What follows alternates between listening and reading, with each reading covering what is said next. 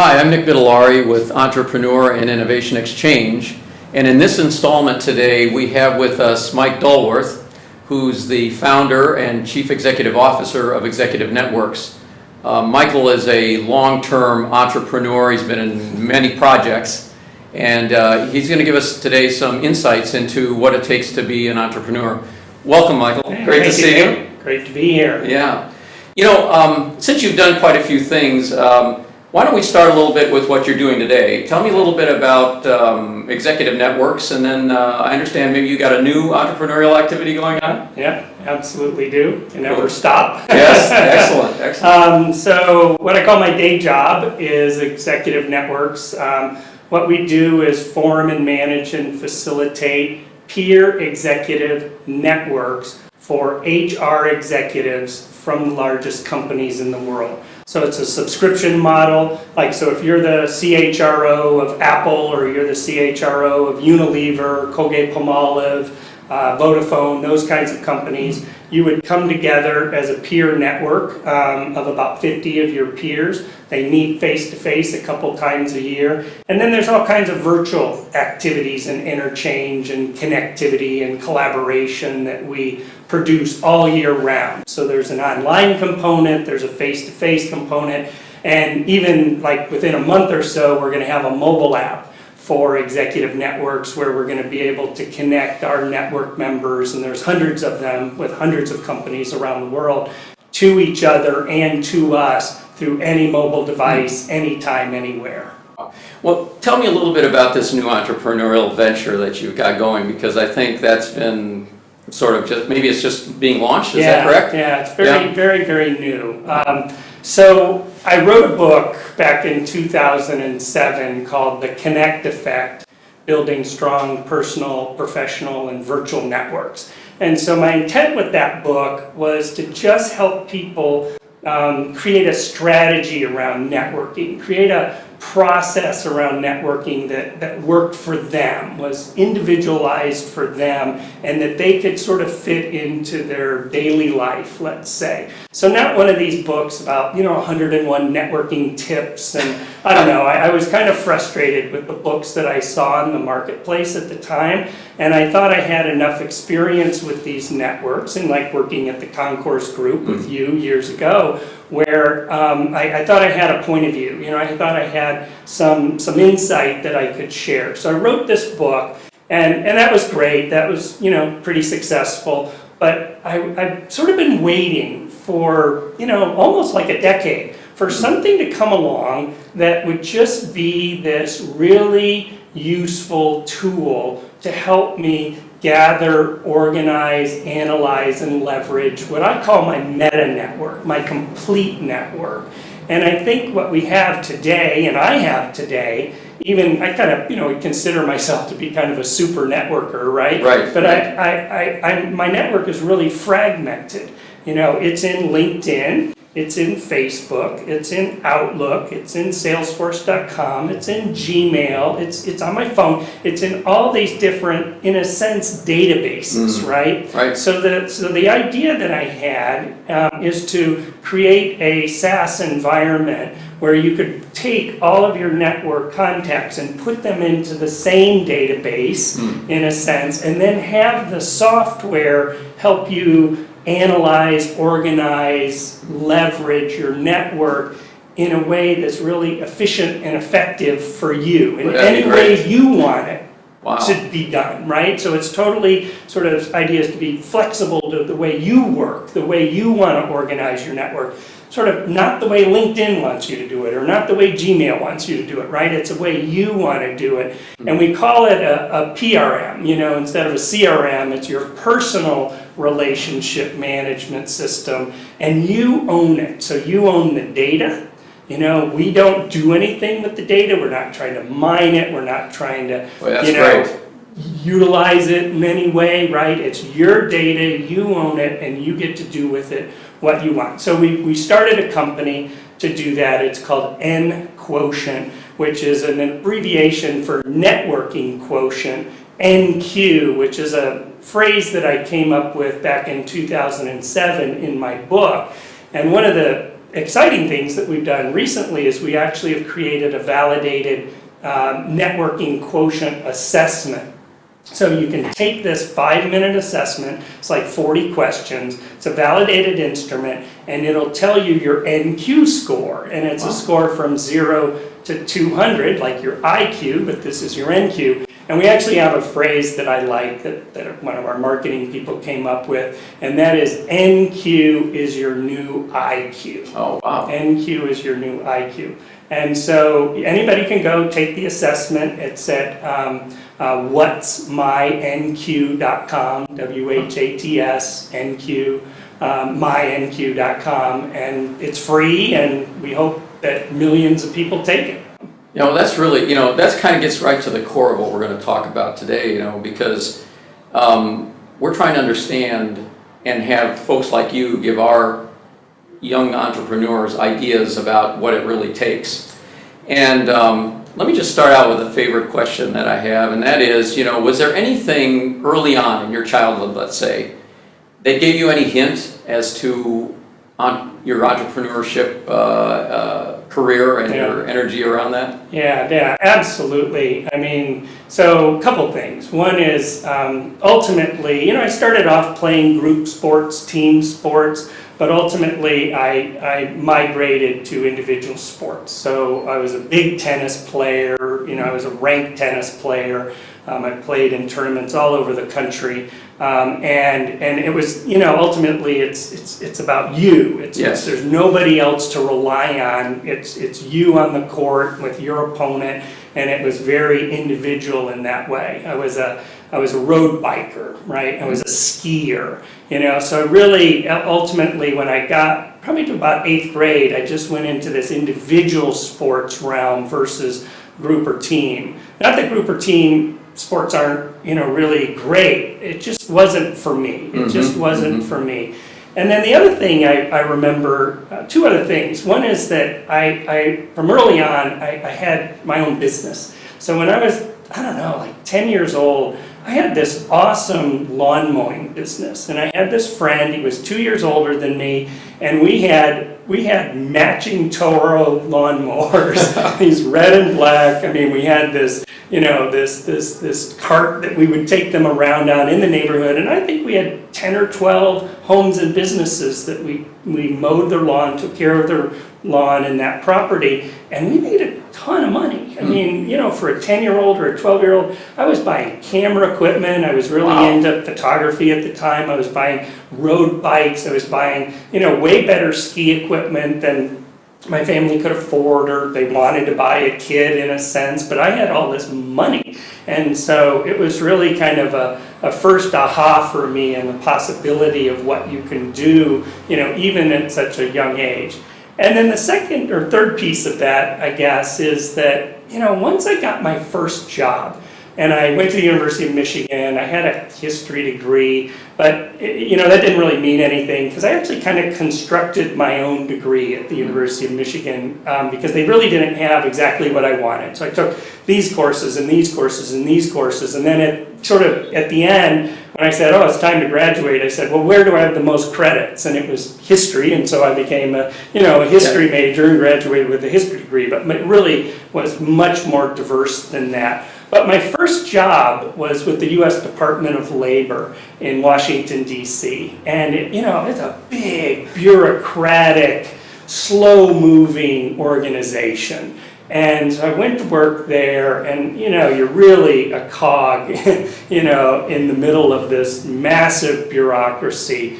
And I really hated it. I really kind of viscerally, almost physically, didn't like it. And so that was sort of the first thing that said to me, boy, you know, this big organization life may not be the right thing for me. Interesting. Yeah. You know, I want to come back to something you said, which is kind of interesting. You know, of course, we've always seen that folks that are early in their life that become entrepreneurs, they've had an early business experience, and certainly your lawnmower activity is definitely one of those. But you said something interesting, which is allowing people to be dependent on you and you getting the job done. Yeah. That's interesting. Can you talk a little bit more about that? And is that something you think that is part of this entrepreneurial mindset? Yeah, I mean, I do, absolutely. Because some people, they don't want to be depended on. Yeah. They'd rather not. They'd rather have somebody else make that sort of decision. I mean, I suspect that it goes to the heart of leadership versus followership, or those kinds of ideas that. However it happened, and it probably is, half, sort of genetic and half environment. I don't know, but I always, even as a kid, was sort of the leader of the pack. I had, really close friends, but we were all sort of I was always the one who drove. That was one of the ways I thought about it. I was always the one that, had the car and drove. Not that it was actually control. I actually didn't. I wanted to be the one with that responsibility. Yeah. I wanted to be the one that drove, even if we were doing a little crazy stuff. I wanted to be the one in control. I really hated sitting in the back seat with somebody else in the front seat. If we were going skiing and it was slick or something, and I'm sort of relying on them. Right. I really wanted to be in control of that. So I think there is something about that. I think there's something also about vision and the ability to, create an idea or come up with an idea, and then to be able to articulate it and to build excitement around it and get other people excited about it. And, certainly have done that, multiple times throughout the various companies that I've started. Since I was 22, I think I started my first company, and that is a big key, because ultimately too, when you're an entrepreneur, you can't pay people. You need people to help you. You need people to make introductions for you. You need a lot of help and assistance that you just can't go hire people to do. So I think this idea of vision and energy and excitement and getting people on a path to purpose is really an important part of being a successful entrepreneur. Interesting. So let's turn a little bit more to the actual entrepreneurial journey that you had. What was your first entrepreneurial experience, and then how did it sort of progress? Yeah, well, I think of it at least as a pretty eclectic path, or it wasn't a straight path. I think there are certain entrepreneurs that sort of have something early on, they drive towards it, and it becomes really their total career, life trajectory. I don't really think that was the case for me at all. I knew, or I figured out very early on through, I think, when I was in graduate school, I did a lot of like psychological assessments, right? Or these, like Myers-Briggs, I don't know what it's called, 19PF, or these things that told you something about yourself if you sort of answered them honestly, I think. And it told me one thing. One of them told me that I was a scientist, carpenter, entrepreneur. Wow. Those are the three things. And it's very interesting for me to think back and from there to where I am today, and to say, how is that embodied, my path? And so the first company, first company that I started was a survey research software company. So it was called InSync, and it was a very, think of it as SurveyMonkey today. But this, I'm telling you, this is back in the IBM AT, XT. Wow. When we had got a hard drive, versus two disk drives, that was like fantastic. We could do a lot with that. So I'm dating myself a little bit there. But it was you designed, administered, and analyzed survey questionnaires of any type on a computer, and you could distribute these surveys. First we started with diskettes. We would send out diskettes to hundreds of people, get them back, consolidate the data, and boom, run graphics and things from it. Then we moved to client servers, and that was better because then everything was sort of connected and we could do it in that modality. We actually didn't end up, we had my second company by the time the web came around, so this idea of taking it into the web never really happened. So that company, though, failed. Just failed, straight up failed. And I think that, and this is one of my lessons learned, let's say, is that I had a master's in public administration. You know, I knew nothing about business. I had never really worked in a business. I had worked in the government, and then I'd worked in a nonprofit in New York City. Then I started my first company.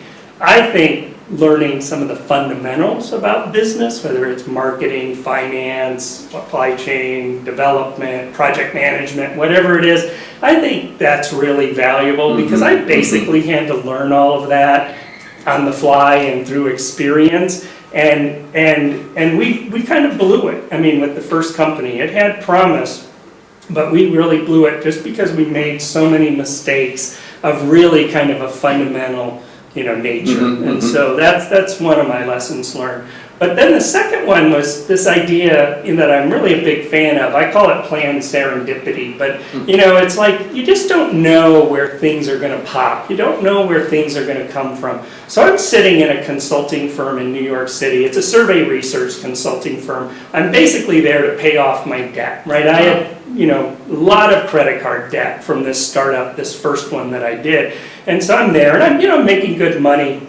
It's great, but all of a sudden, Philips Electronics calls me out of the blue, and they say, "We saw that you developed a product in your, an InSync, this first company that was about total quality management, and we have this new technology. It's called Compact Disc Interactive (CDI), and it's like CD-ROM, CDI, and we want you to develop a training course on total quality management that can be used on this CDI platform." And I said, so I started investigating it, looking at it, and interestingly, we ended up not developing a training course for CDI, because when we did the market analysis, we just figured out that Microsoft was dominant. And Microsoft had a CD-ROM standard, and we said, this is promising, this field, but that technology actually isn't promising. So we were actually right. I mean, CD-ROM went down, CDI went down the tube, CD-ROM became the standard, and so we started a company called Learning Technologies Group to build CD-ROM training courses, and did that, and then interestingly, then the web hit. And again, serendipitously, somebody saw that we were in this CD-ROM development arena doing projects for Accenture and Hewlett-Packard and really great companies, really fun time. But they were a university, Drexel University, and they came to us and said, this internet thing is here, and we want to do something where we're going to take our master's level engineering curriculum and we're going to put it on the web. And we're like, oh, cool. Now this is 1995, so this is really early, really early. There was no program to manage a course on the web. So we actually had to develop both, it was actually Java-based sort of control program for courseware, if you will, and curriculum management and the curriculum. So we developed this company to do it, and that was interesting because the reason that it's called Group is we brought in 3 different companies to become a company. So a software programming company, a multimedia development company, and an instructional design company. We put them together to develop, this curriculum for Drexel, which I think was one of the first sort of forays into that whole field. And then, as the sort of the dot-com explosion happened, and then there was a lot of stuff going on in that space, but we were very, very early. And we did a lot of really cool things. I mean, we did New York Institute of Finance Online, which was a Pearson company at the time. We did McGraw-Hill, online learning for the big publisher. We won all these awards. It was really a fantastic, fun time. Wow. And then the market crashed. And that's actually when I came to work for you at the Concourse Group. I said, I sort of saw it. I said, boy, this isn't going to be good for us in this little development firm. Maybe I need to go back inside someplace for a period of time and sort of ride it out. And I did that. And that was great, but then, honestly, and you might remember this, Nick, I'm not a great employee. That's the other thing that I sort of figured out over time is I'm honestly just not a very good employee. And I just really got itchy to do my own thing again. And so what I did was I went out searching for a company to buy. And the reason, maybe interestingly, that I was able to buy a company is I had written another book called Renovate to Riches. And sort of, it's not really, I don't think of it as, it is entrepreneurial, but it's different type of entrepreneurial. Whereas I just have a passion for renovating houses. I just like to do it. And honestly, I'm good at it. You know, I really am. I've done probably 6 houses over the years, and I've made money, and actually on a couple of them I've made a lot of money. But I used the money from a house that we renovated in Sonoma to buy a company called Executive Development Associates. And it was a company that did custom design executive programs for large companies, the UBS Leadership Institute, AT&T Leadership Institute at the time. The founder was this fantastic guy, expert in the field, world-renowned guy. And I said, I want to buy a company with brand, I want to buy a company with cash flow, I want to buy a company with clients, how about that? And I want to buy a company with IP. And I want to take a company that has those core elements and I want to build it. But what became apparent to me was Jim had a little, the founder of this company had a little sort of side business. And it was this networking business, this professional networking business. But it was, you know, just sort of over here on the side of the business. And I said, ooh, I kind of like that. I mean, I had experience in a job at the conference board running these kind of networks. I had, you know, experience with you at the Concourse Group. And I said, boy, I like this business. Subscription model, high cost, high value delivery. And so we started, you know, focusing on it like its own business unit or division.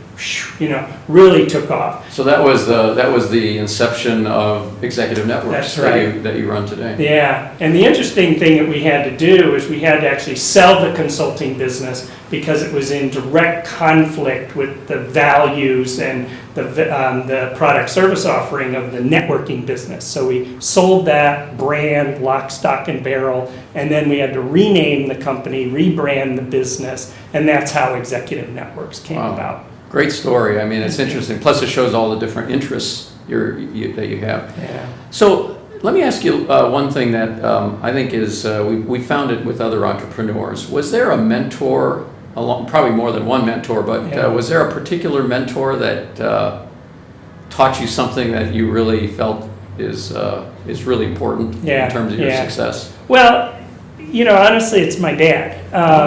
So my dad's an interesting guy. He went to the General Motors Institute of Technology. He's a mechanical engineer.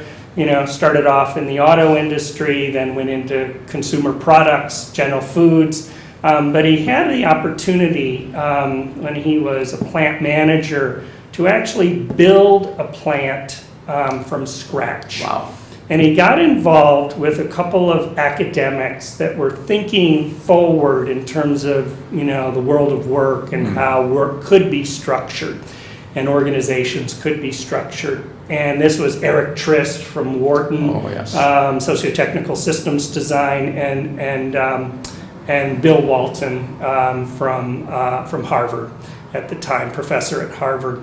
And they brought in these concepts that then got built into this plant that ended up being a dog food plant of all things in Topeka, Kansas. But it was the coolest place in the world. I mean, it had self-managed work teams, pay for knowledge, full jobs, job rotation, performance assessments were done by the team. The teams picked their own leader. I mean, this was, you know, kind of radical stuff. Right. And this was the late 60s. And so I got to experience that. I got to go to the plant. I got to, you know, talk to the people. And this was just the most fantastic place. Ed Lawler from the university, at the time he was at University of Michigan at the Institute for Social Research, he did this survey of organizations, which has been around for longer than him, but of that plant. It got the highest ratings ever of any survey that they've ever done of any business enterprise. And the coolest thing too that I learned at that time was that the people that were part of that, that were part of a work environment that was enriching and that treated them like adults and, gave them a lot of responsibility, they became huge leaders in the community. They took, that energy and that sort of feeling that they had into the community and did all this fantastic stuff. So there was this really great story, and I guess, about that. So that was the start. But then the second thing with my dad, I would say is that he actually introduced this to me, but I wrote it up in my book, The Connect Effect, and I call it a PBOD, and it's an acronym for Personal Board of Directors. And so the idea behind it is not, in a sense, to have one mentor, but to have like your own kitchen cabinet, to have your own board of directors, and I call it a PBOD. And the idea is much like a corporate board of directors. It's diverse. These are people that ultimately care about you, can help you, those sorts of things, same criteria. But you go and you actually ask them to be on your PBOD, and sometimes you'll get people come and people go as your life shifts and stuff, but they're people that you can rely on and talk to. So I've really had more of that, honestly. Really I've had cool. more of that kind of a group of people that I tap into, that I just stay in contact with. And that's actually one of the beautiful things you can do in our little SaaS software program is you can create a PBOD in it, put your 8 or 10 people in it, put your strength of relationship with them. So that some of them might be a 3, but I want to get them to an 8, and then you can track that over time. But I also can put in contact frequency. So maybe I want to reach out to this person every month and maybe this person every quarter. And it reminds me, because, I think in the clutter of our everyday life, I lose track even of my PBOD, right? Of my most important people, in a sense. I lose track of them. And so this system can help, prompt me and keep me in the flow of the kind of interaction and relationship I want to have with them. Right. No, that's really interesting. Well, we've talked about a lot of things, but I want to finish up with one thing that I think would really be valuable. What would be your advice to an entrepreneur? And I know you've got sort of a philosophy, if you will, for entrepreneurs. Yeah. And I'd like to give you just a little bit of time to share that with us, because I think that'll really help the folks that viewing this video. Yeah. So I've been thinking a lot for years, actually, about writing a book on entrepreneurship. Just Makes sense, yeah. My own experience. It is what it is. And I'm not like this super successful entrepreneur. I'm decently successfve, but I'm not Zuckerberg or a Reid Hoffman or these guys that have just knocked it out of the park. But I've just done it because it's who I am, deeply who I am as a person, and I just can't imagine doing anything else but this. And I think that's one thing. And I have this framework that I've been working on. I call it the 5 Ps. And the first one is this idea of purpose, so P, purpose. And it took me actually a long time to find my purpose. So some people just have it, which is great for them, that's really fantastic. I didn't really have that, honestly. I was on a journey, and really for decades, to find my purpose. And what I really kind of got to with this is this idea of helping people be better networkers and unleashing the power of networks is I would say, my passion and my purpose. And I think I have this phrase in my book, first line, first page. It says, networks can change the world. Every node matters. Networks can change the world. Every node matters. And I think that embodies, in a sense, my purpose. So the second piece of this, I think, is perseverance. I just think this is hard. Somebody said to me once, if this was easy, everybody would be doing it. True. It is not easy. It is not easy. And there's a lot of sacrifice. There were years where I swear to God, I made like $20,000, and my friends are making $100,000, It was not easy. and I've been in a lot of debt. I mean, I've worked through that. I mean, there's a lot that you have to put into this, unless, you know, you just hit something and you get a bunch of investors or whatever. Sure. But I'm actually a big fan of the whole lean startup methodology. I yep. think it's fantastic. We've really tried to employ it in the new company and quotient and the minimum viable product and Right. all that kind of stuff. I think it's really, really good. So that's another P. Another P is people.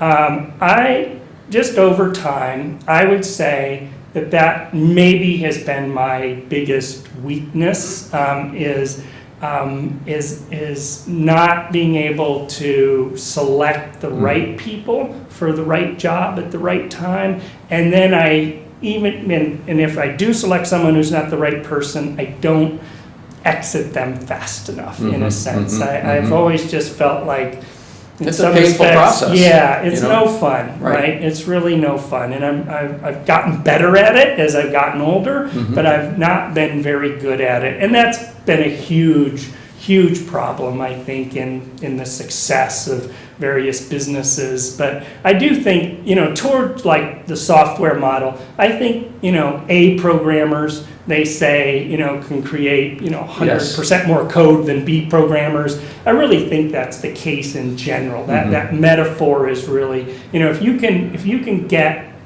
the right people, the best people working on something collaboratively and moving in the same direction, I think that's where, you know, ultimately the spark comes from, or the real, you know, potential for some explosion comes from, is when you can put that team together, put that group together with the passion, you know, with the financing, whatever is necessary. So that's another one. And then, you know, another one is this idea of performance, productivity, performance.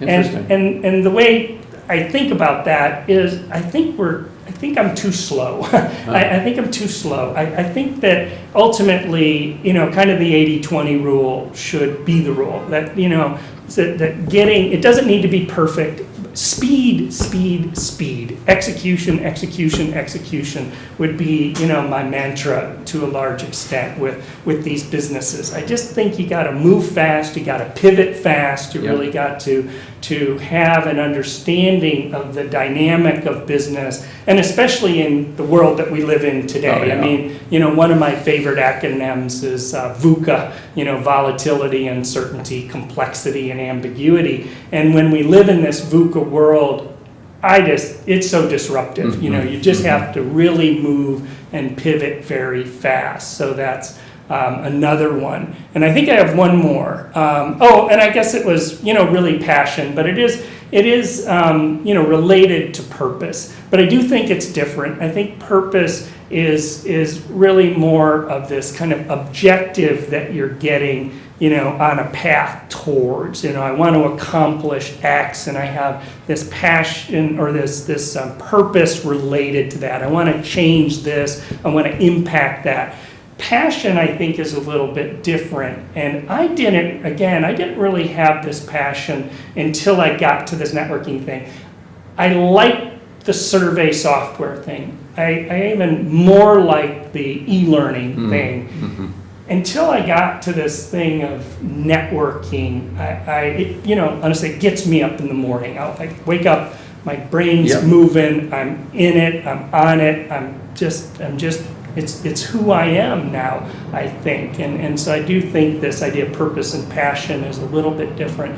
But ultimately, I hope to kind of explain that a little more articulately than I am today, and in a book or something, and get it out there. So. Well, Mike, this is great. This is fantastic. And I really thank you for taking the time with us today to give, you know, entrepreneurs insight into, you know, what it takes.